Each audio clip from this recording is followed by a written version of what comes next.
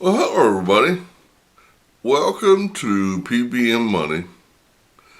Today I'm gonna start a series that I think will be fun. My realtor and I were sitting down when we were getting reacquainted about 3 or 4 years ago, and I was telling him some of the stories from when I was in the business 30 years ago, and he thought they were very entertaining. So I thought I'd relay some of those, and I guess when I look back on it, first off, I'm lucky to walk away from it. Secondly, we had about, I really don't remember, 30 some units, and each one of those units we bought with no money down, no banks involved. And so you can imagine, I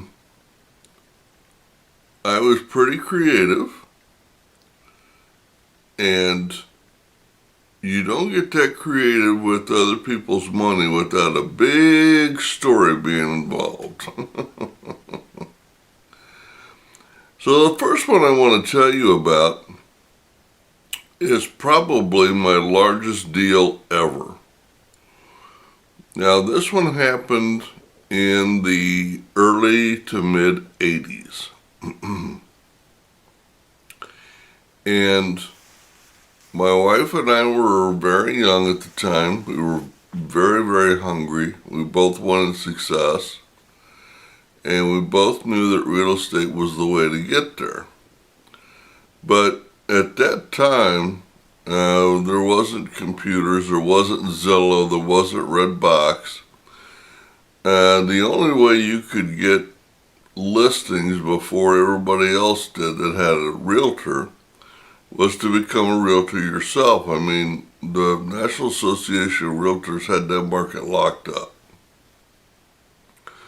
So, we both went to class, we both took the test, and as soon as we got out, we realized none of the real estate offices in town, except one, was now hiring part-time realtors. Up to that time, you could work part-time in a real estate office and have access to the book, and they all stopped that. You had to be full-time now. Except one, and that was the Century 21 office here in town. So we went to work for them. We were not the least bit interested in selling real estate. We had to do floor time, and that's all we had to do. Just take care of the floor. And I saw their point of view. You can sit there in the office and do what you want, just take care of the phone so I can go sell. Okay. So we got a hold of the MLS book, and we would sit there in the office, and while we were doing our floor time, I would go through there and I would randomly make blind offers. Never saw the property, but I was looking for certain things. I was looking for ads that was for properties that I wanted. And so there was probably one or two multi-property in the city per month that I wrote up. And I really did some creative writing. So this particular one was an 18-unit apartment building. Actually, there was two buildings. There was 12 one-bedrooms in one building and 6 two-bedrooms in the other building. And they were bringing in an average of around $300 a month. I remember this is in the 80s. So I wrote up an offer, And I basically, in the offer, wanted owner financing. I take over the property's contract for deed. So I submitted it to the listing realtor. The listing realtor called me and said, I'm not presenting that. And I said, why not? He said, well, if he'll let the property go for no cash, why would I present your offer? I'll just present mine. And I just laughed at him and I said, because I did it and you didn't, and you're required by law to present it to him. He was not happy. About an hour later, I get a phone call. And the realtor said he wants to meet you in my office Monday afternoon. I said, okay. He said, bring your wife also. I said, okay. So we go into the realtor's office, and this little hunched over 90-pound Italian guy walks in. And I had no idea who this guy was. And he walked in and he said, he looked at me and he said, what do you want? I said, I want to buy your property with no money down. He said, you trying to steal it from me? I said, no, I'll pay you what it's worth. I just don't have any money. So he turned from me and he went to my wife, and he was very kind, and she won him over. Then he turns to his realtor and says, sit down, let's get this done. So we set the closing. I walked into closing with no cash. I walked out of closing with about $3,000 or $4,000 in cash, from current rents to security deposits to keys, leases, the whole shooting match. And it was a $275,000 purchase with no cash down.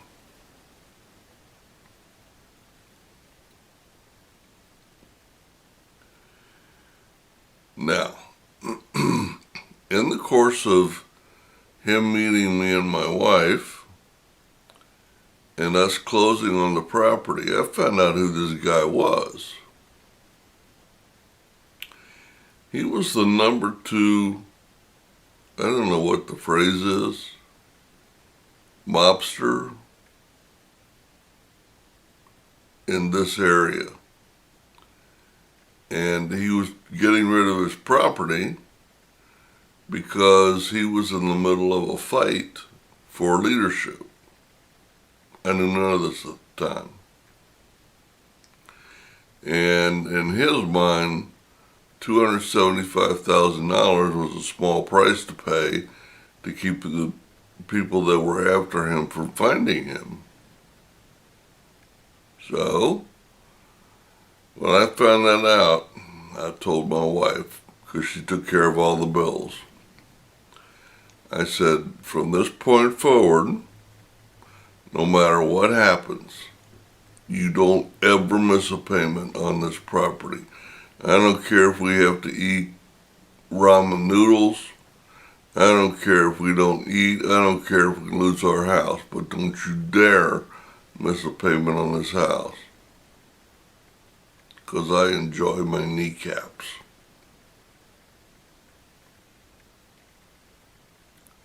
That is a true story. That happened. Now, why do I not have the property right now? Well, in the process of owning that property, I learned a couple of details that he didn't bother to tell me. Like, number one, and we owned that for about 3 years. In the third year, I found out that place had termites in both buildings. I also found out that it was on a septic tank. and it was about due to be empty. And each time you emptied it, it was about 10 grand. I didn't have too many grand. And lastly, after I owned it for about a year, the city that I had the property in, it was a little city right outside of the capital. The electric board got together and decided, and it was aimed at me, and said that in my apartment unit, not in the city, just my apartment complex, that the owner was going to guarantee the utilities from each and every tenant. They were all separated for a unit because I'm not guaranteeing your damn utilities. So I went up and raised hell, and they said, that's what we decided, that's what we're doing. So I contacted my attorney, and I said, can they do that? And my attorney said they can do anything they want. The question is, do you have the time, the energy, and the money to go to court and fight them? I said, are you kidding me?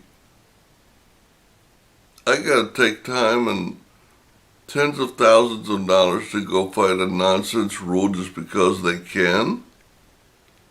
And he said, it's sad, but it's true. Now, after those things happened, the fight was over because the guy that sold me the property died. I don't know. I don't want to know. But he died. So pretty soon the sun comes knocking on my door. Now, I don't know how that whole organizational thing runs, but if one of those guys come knocking on your door, you do not argue with them. He said, give me the keys, give me the leases, and you can keep the cash. I said, absolutely, here you go. Off he went, and I never saw or heard from him again. Well, that was how I bought a $275,000 18-unit apartment building for no money down back in the 80s. You guys have a great day, a great week, and happy investing.